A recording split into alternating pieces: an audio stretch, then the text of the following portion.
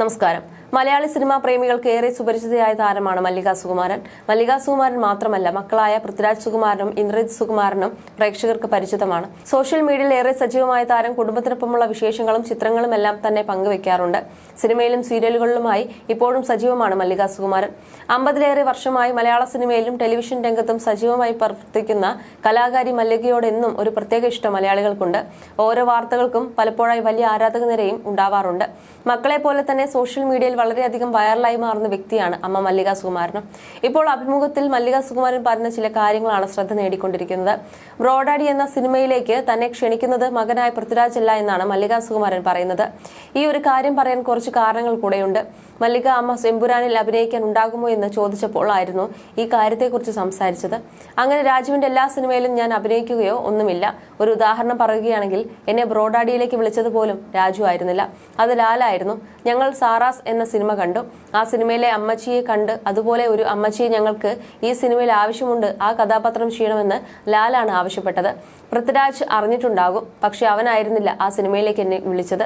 ഓരോ കാര്യങ്ങളും വ്യക്തമായ രീതിയിൽ തന്നെ പൃഥ്വിരാജ് പറഞ്ഞു തരും, പറയാറുണ്ട്. അവനെല്ലാം അറിയാം, അവനോട് പ്രത്യേകിച്ചൊന്നും പറയേണ്ട എന്ന്.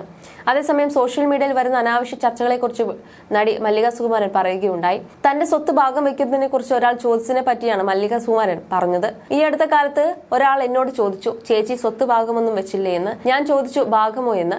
അപ്പോൾ ആ വ്യക്തി പറയുകയാണ്, ഭാഗം വെക്കാത്തതിനാൽ പിള്ളേരൊക്കെ പിണങ്ങിപ്പോയെന്ന്. അപ്പോൾ ഞാൻ പറഞ്ഞു, എനിക്ക് 2 പിള്ളേരേ ഉള്ളൂ. ഞാൻ അവരുടെ അടുത്തു നിന്ന് ഇങ്ങോട്ടേ വാങ്ങിക്കാറുള്ളൂ. എന്റെ കയ്യിൽ നിന്ന് അവർ ഇതുവരെ ഒന്നും വാങ്ങിക്കൊണ്ട് പോയിട്ടുമില്ല, ചോദിച്ചിട്ടുമില്ല. പിന്നെ നമ്മൾ ചത്തു കഴിഞ്ഞാൽ നമുക്കുള്ളതൊക്കെ ആർക്കാ? വഴിയെ പോകുന്നവർക്കാണോ? നമ്മുടെ കുഞ്ഞുങ്ങൾക്ക് തന്നെയാ. അതിനുള്ള വ്യവസ്ഥയൊക്കെ ഉണ്ടാക്കാനുള്ള ബുദ്ധി മല്ലിക ചേച്ചിക്കുണ്ട്. ഇങ്ങനെയൊക്കെയുള്ള കള്ളത്തരം പറയുന്ന രീതി അവസാനിപ്പിക്കുക. അതിനെക്കൊണ്ട് എനിക്ക് ലാഭമോ നഷ്ടമോ ഇല്ല. ഞാൻ ഇതൊന്നും കാണാറോ കേൾക്കാറോ ഇല്ല. ആരെങ്കിലും വായിച്ചു തരുമ്പോൾ കേൾക്കും, ചിരിച്ചങ്ങ് തള്ളും. ഈ 70 വർഷം ജീവിച്ചത് സോഷ്യൽ മീഡിയയുടെ സർട്ടിഫിക്കറ്റ് കൊണ്ടാണോ? അവർ വ്യക്തമാക്കി.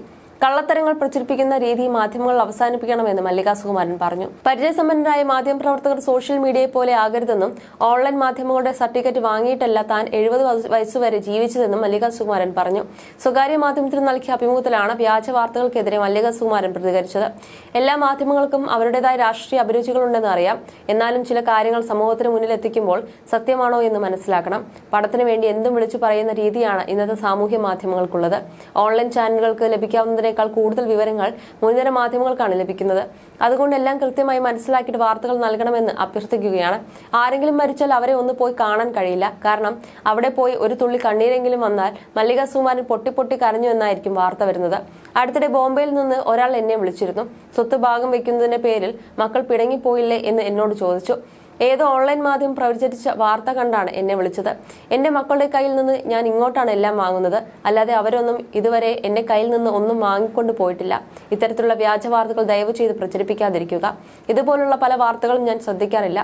ആരെങ്കിലുമൊക്കെ വിളിച്ചിട്ടാണ് തന്നോട് ഇതൊക്കെ പറയുന്നതെന്നും മല്ലിക സുകുമാരൻ പറഞ്ഞു.